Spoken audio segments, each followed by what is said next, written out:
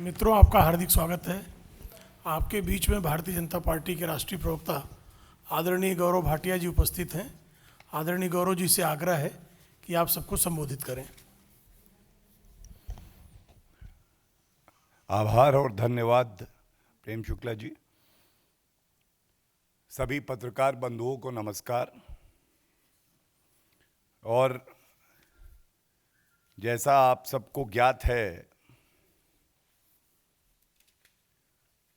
कल सभी चैनल्स में ये खबर चल रही थी कि नेशनल हेराल्ड केस में श्रीमती सोनिया गांधी जी, अध्यक्षा कांग्रेस पार्टी, और राहुल गांधी, पूर्व अध्यक्ष एवं सांसद कांग्रेस पार्टी को ईडी द्वारा, एनफोर्समेंट डायरेक्टरेट द्वारा समन भेजा गया है। इस सूचना के आने के बाद कांग्रेस पार्टी के द्वारा एक प्रेस वार्ता की गई और किस तरह से जो जालसाजी, भ्रष्टाचार, छल कपट कांग्रेस पार्टी का चरित्र बन गया है, वो उस प्रेस वार्ता में भी स्पष्ट दिखाई दिया। कुछ महत्वपूर्ण तथ्य हम लोग देश के समक्ष रखेंगे, क्योंकि इन तथ्यों का देश की जनता के समक्ष रखा जाना अनिवार्य है, जरूरी है। जैसा हमें पता है कि भारतीय जनता पार्टी की सरकार की एक नीति है, स्पष्ट नीति है, जीरो टॉलरेंस फॉर करप्शन। और इस नीति के तहत एक बड़ा बदलाव भारत में आया है। बदलाव यह है कि जांच एजेंसियां, चाहे सीबीआई हो, ईडी हो, भ्रष्टाचारी कांग्रेस पार्टी की सरकार में हम नहीं, सर्वोच्च न्यायालय यह टिप्पणी करता है कि आपने सीबीआई को पिंजरे का तोता बना दिया। आज जांच एजेंसियां स्वतंत्र रूप से, निष्पक्ष रूप से अपने दायित्व का निर्वहन कर रही हैं। ये पिंजरे के तोते का एक बाज बन जाना और भ्रष्टाचारियों को सबक सिखाने का सफर है। कल की प्रेस वार्ता एक सर्वोच्च न्यायालय के वरिष्ठ अधिवक्ता ने करी, जो कांग्रेस के प्रवक्ता हैं, मेरे साथी भी हैं। और यह उम्मीद करना कि सही तथ्य जनता के बीच में रखे जाएंगे इस पूरे मामले को लेकर, कोई ज्यादा उम्मीद करना नहीं है। तो ये तथ्य अब मैं आपके सामने रख रहा हूं और इसके बाद कुछ प्रश्न इस मंच से हम लोग पूछेंगे। पहला सवाल जो हम पूछना चाहते हैं, क्या यह सही नहीं है कि सोनिया गांधी जी और राहुल गांधी पे एक फौजदारी का मुकदमा, क्रिमिनल केस सेक्शन 420 धोखाधड़ी और बेईमानी करने के लिए चल रहा है, जिसमें सोनिया गांधी और राहुल गांधी नेशनल हेराल्ड और एजेएल और यंग इंडियन, जिसको अभी मैं विस्तार से समझाऊंगा, दिल्ली उच्च न्यायालय जाते हैं और ये मांग करते हैं, निवेदन करते हैं अपनी याचिका में कि इस मामले को निरस्त किया जाए, क्वॉश किया जाए। 7 फरवरी 2015 दिल्ली हाई कोर्ट का आदेश मैं लेके आया हूं, मेरे हाथ में है। वो बिल्कुल स्पष्टता से कहता है कि प्रथम दृष्टया जो आरोप लगाए गए हैं धोखाधड़ी के, बेईमानी के, ये सत्य प्रतीत होते हैं, इसलिए इनको निरस्त नहीं किया जाएगा। इसके बाद सोनिया गांधी जी और राहुल गांधी ये सर्वोच्च न्यायालय का दरवाजा खटखटाते हैं।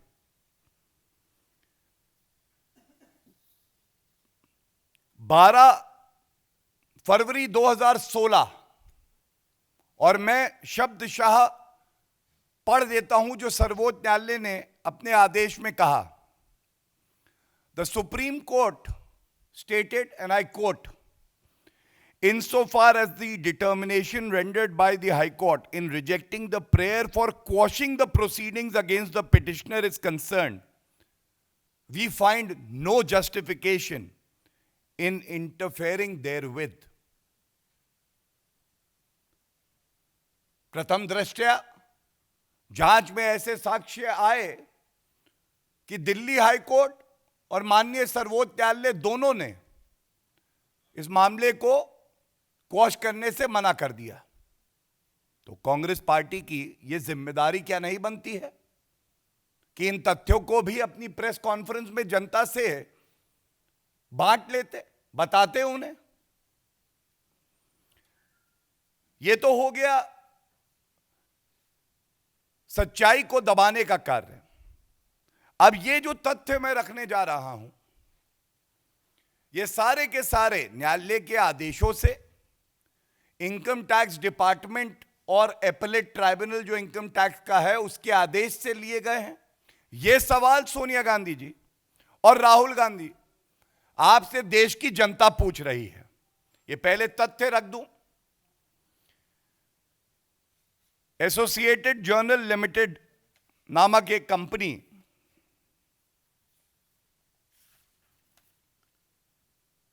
₹90 करोड़ का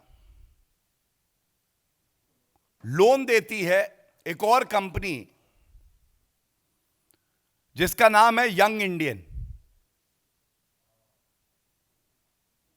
ये यंग इंडियन कंपनी जो है, इसको इनकॉर्पोरेट कब किया गया? तो पहला सवाल यह भी पूछेंगे हम, सोनिया गांधी जी, कांग्रेस पार्टी, राहुल गांधी, ये बताइए क्या ये सही नहीं है कि नवंबर 2010 में जब आपकी केंद्र में सरकार थी, इस कंपनी को इनकॉर्पोरेट किया गया केवल इसलिए कि कपटपूर्ण तरीके से धोखाधड़ी करके जो एजेएल कंपनी है और उसके जो असेट्स हैं, जिसका मूल्यांकन न्यायालय ने अपने आदेश में करीब 2000 करोड़ का किया है, उसको ट्रांसफर कर दिया जाए यंग इंडियन में। और यंग इंडियन पे मालिकाना हक किसका है? मालिकाना हक है 38% जो शेयर होल्डिंग थी, ये राहुल गांधी की थी, और बाकी 38% जो है वो सोनिया गांधी जी की थी, 76%। और बाकी ऐसी और संस्थाएं हैं जो यही लोग कंट्रोल करते हैं, उनकी शेयर होल्डिंग थी। मतलब यंग इंडियन केवल इसलिए बनाई गई कि एजेएल के 2000 करोड़ रुपए के जो असेट्स हैं उनको यंग इंडियन में दे दिया जाए, और यंग इंडियन पे मालिकाना हक जो है वो किसी और का नहीं, भ्रष्टाचारी गांधी परिवार के सदस्यों का है। और विचित्र बात क्या है आप देखिए, यंग इंडियन 2000 करोड़ की संपत्ति का मालिकाना हक पा जाता है कितने रुपए का पेमेंट करके?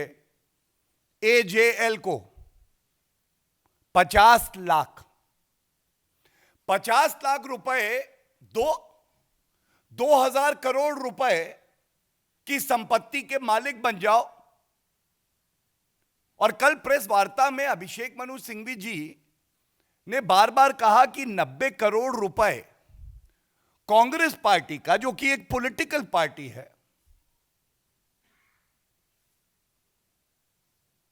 ये लोन दिया एजेएल को। तो ये सवाल पूछना बनता है,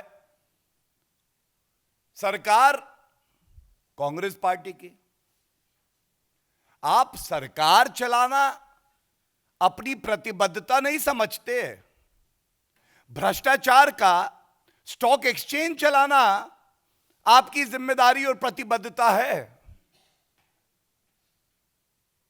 और इसीलिए कांग्रेस का यह हश्र हुआ है। जैसा कल आदरणीय राष्ट्रीय अध्यक्ष जी ने कहा, श्री जेपी नड्डा जी ने, ये वो भ्रष्टाचारी हैं जो जब पकड़े जाते हैं तो हो हल्ला तो करते हैं, लेकिन ये सही तथ्य भी जनता के समक्ष नहीं रखते। कौन चोर बोलेगा कि मैंने चोरी की है? कौन भ्रष्टाचारी बोलेगा कि हां देश को लूटा है?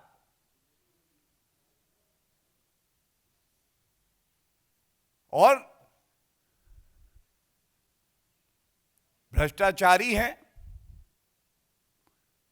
कह रहे थे डरेंगे नहीं, झुकेंगे नहीं, सीना ठोक कर सामना करेंगे। तो सुन लीजिए, सारे भ्रष्टाचारी पकड़े जा रहे हैं बारी बारी, और भ्रष्टाचारियों को डरना भी होगा, कानून के सामने झुकना भी होगा, और चोरी करके सीना जोरी मत करिए। यह बिल्कुल उचित नहीं है।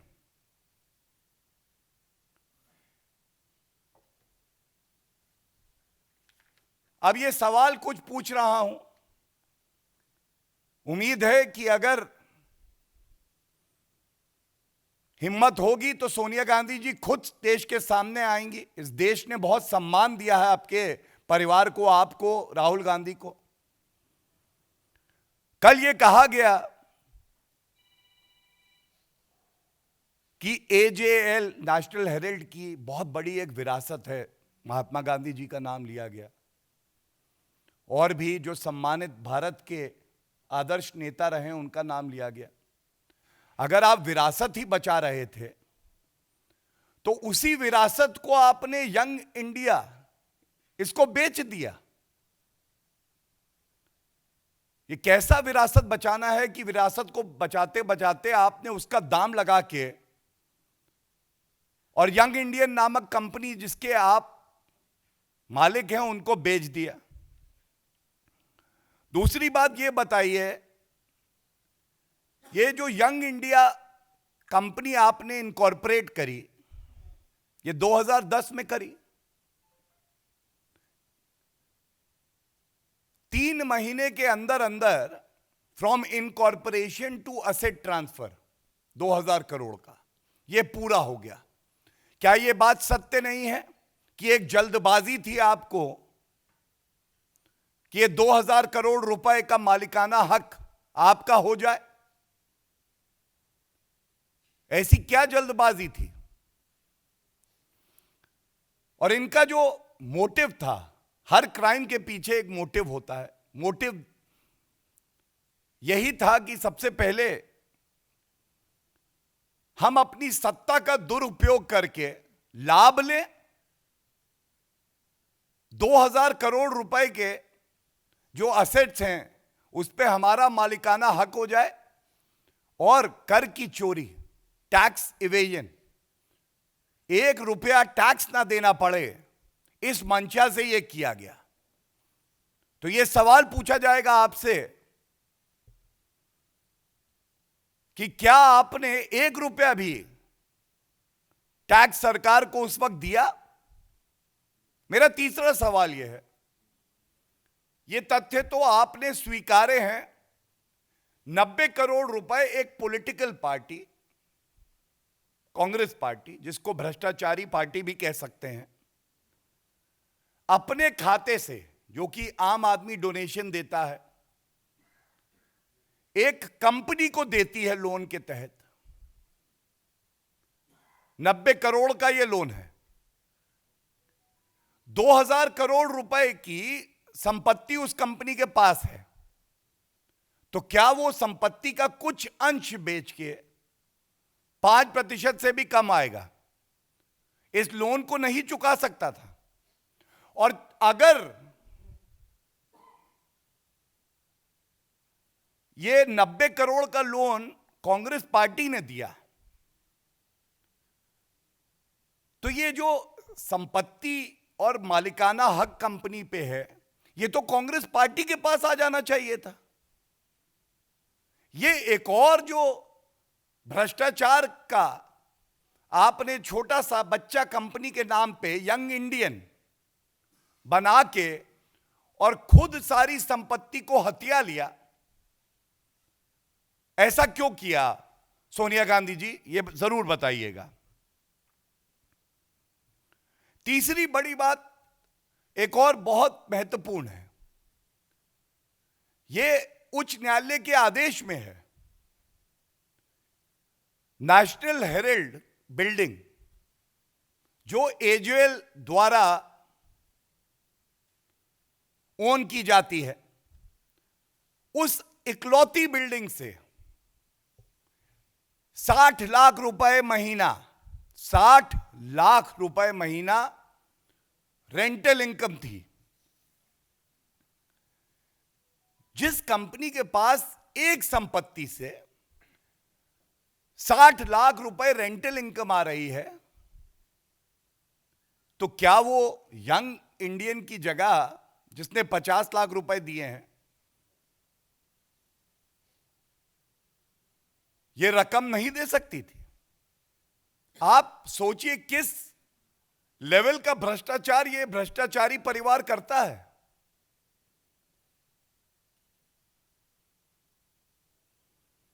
और इसके साथ ही इनकम टैक्स डिपार्टमेंट ने आदेश पारित किया 2017 दिसंबर में, और उसमें बिल्कुल स्पष्ट लिखा है कि सोनिया गांधी और राहुल गांधी को 414 करोड़ रुपए का 414 करोड़ रुपए का मुनाफा हुआ इस घोटालेबाजी से, इस छल कपट से। और आदेश दिया गया कि 250 करोड़ रुपए टैक्स भरें। इसके खिलाफ सोनिया गांधी, राहुल गांधी, तमाम और ऑफिस बेरर्स जो उच्च पदों में कांग्रेस में रहे हैं, न्यायालय भी गए, लेकिन उनको रिलीफ नहीं मिला। ये तो वो सवाल है जो आज देश की जनता सोनिया गांधी और राहुल गांधी से पूछ रही है। एक दो बातें और कह के मैं इस प्रेस वार्ता को अंत करूंगा। हर बात पे कहते हो राजनीतिक द्वेष है, हर बात पे कहते हो कि राजनीतिक द्वेष है। देश को यह क्यों नहीं बताते कि इसी मामले में तुम बेल पर हो? सोनिया गांधी और राहुल गांधी पहला तथ्य इस मामले में बेल पर हैं। ये कहते हैं कि 7 सालों से कोई कार्रवाई नहीं हुई थी, यह भी झूठ है। क्या यह सत्य नहीं है सोनिया गांधी जी की मई 2019 में ईडी ने ही 65 करोड़ रुपए की संपत्ति को जब्त किया था। आपके पास समय था, आप न्यायालय गए, क्या न्यायालय ने कहा कि यह गलत जब्त किया है? अगर प्रोसीड्स ऑफ क्राइम से कोई संपत्ति अर्जित की जाएगी तो उसको जब्त भी किया जाएगा और सुनिश्चित किया जाएगा कि उसका प्रयोग जनता के हित के लिए हो, गांधी परिवार के हित के लिए नहीं। सबसे ज्यादा भ्रष्टाचारी परिवार अगर कोई है, केवल भारत में नहीं पूरे विश्व में, तो वो गांधी परिवार है। और मैं बताता हूं क्यों। एक परिवार 3 सदस्य, सोनिया गांधी बेल पर बाहर भ्रष्टाचार का आरोप, राहुल गांधी बेल पर बाहर भ्रष्टाचार का आरोप, रॉबर्ट वाड्रा एंटीसिपेटरी बेल लेते हैं जमीन घोटाले, लंदन में संपत्ति है, भ्रष्टाचार का आरोप। ऐसा कोई परिवार होगा जिसको देश की जनता ने विश्वास की नजरों से देखा और उसने प्रयास किया उसी देश को लूटने का? 3 परिवार के सदस्य और तीनों भ्रष्टाचार के आरोपों पे लिप्त, जिनके मामले न्यायालय ने निरस्त नहीं किए हैं।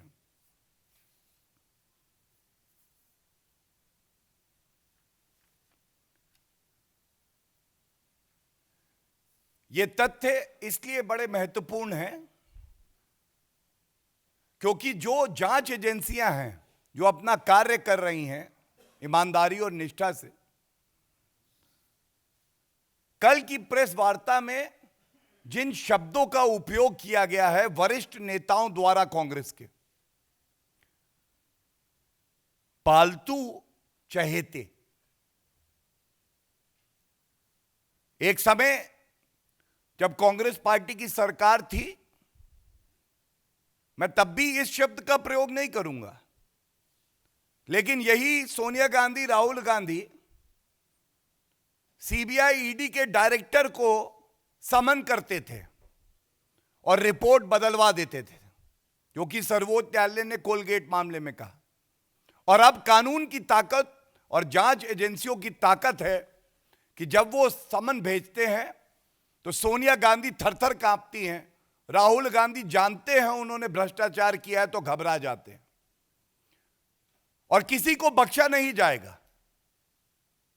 यह देश आगे बढ़ रहा है, भ्रष्टाचार स्वीकार्य नहीं है, और कोई भी व्यक्ति हो, सोनिया गांधी जी हो, राहुल गांधी हो, कानून से ऊपर आप नहीं हैं। इस देश का कानून सब पर बराबर लागू होता है, और यह आपका जन्म सिद्ध अधिकार नहीं है कि आप भ्रष्टाचार करेंगे, और जांच एजेंसियां आपको कानून का पालन करते हुए बुला भी नहीं सकती।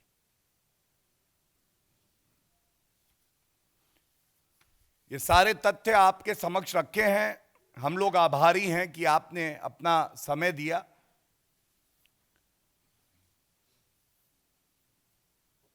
ये राजनीतिक द्वेष से किया जा रहा है, ये कहना कितना अनुचित है ये आपके समक्ष रख चुके हैं। और इस बात से अंत कर देता हूं, पिछले 8 साल में देश में बड़े परिवर्तन आए हैं। जांच एजेंसियां स्वतंत्र हुई हैं, निष्पक्ष रूप में कार्य कर रही हैं और निर्भीकता से कार्य कर रही हैं। और ये चुनौती दे के अपनी बात को खत्म करूंगा कि एक फैसला सर्वोच्च न्यायालय या उच्च न्यायालय का दिखा दे गांधी परिवार या विपक्षी पार्टियां, जिसमें सर्वोच्च न्यायालय या उच्च न्यायालय ने कहा हो कि ये जो कार्रवाई है ये राजनीतिक द्वेष के कारण क्वॉश की जाती है। एक मामला नहीं। धन्यवाद। किसी का कोई सवाल हो तो।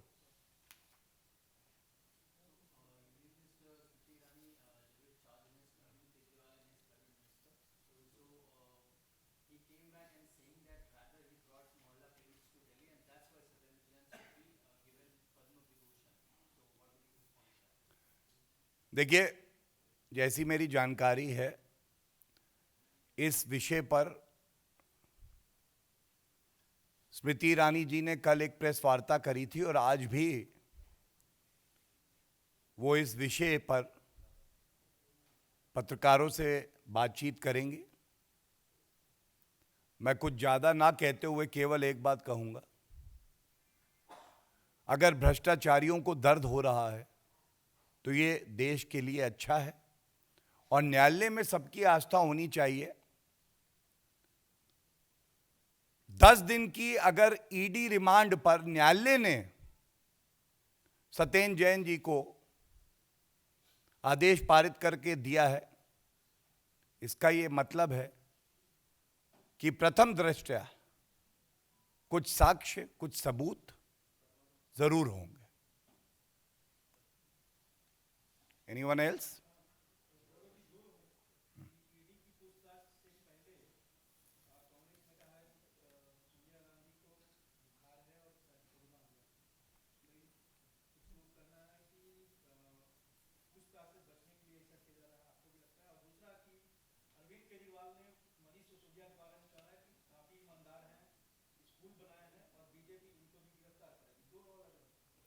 देखिए, सबसे पहले जो आप खबर साझा कर रहे हैं, जो मुद्दे हमने उठाए हैं वो एक बात है, लेकिन भारतीय जनता पार्टी की ये परंपरा रही है, हम उनके लिए भी उत्तम स्वास्थ्य की कामना करते हैं और ये उम्मीद करते हैं वो जल्दी स्वस्थ हों। जहां तक आपने दूसरा प्रश्न पूछा है, तो मैंने बताया कि आदरणीय स्मृति ईरानी जी इस मुद्दे पर अपनी बात रखेंगी, लेकिन कट्टर ईमानदार की परिभाषा क्या है? भ्रष्टाचार में लिप्त व्यक्ति कट्टर ईमानदार होता है। उसको पद्म विभूषण देने की बात कर रहे थे कल, तो ये केवल और केवल अरविंद केजरीवाल जी ही कर सकते हैं। और दोहरे मापदंड ऐसे कि पंजाब में हमने देखा, स्वास्थ्य मंत्री पे कार्रवाई करके उन्होंने कह दिया कि मेरी आंखों में आंसू हैं। इस मामले में दिल्ली में कार्रवाई नहीं कर पाते, ये इनके दोहरे मापदंड है। धन्यवाद। Thank you everyone.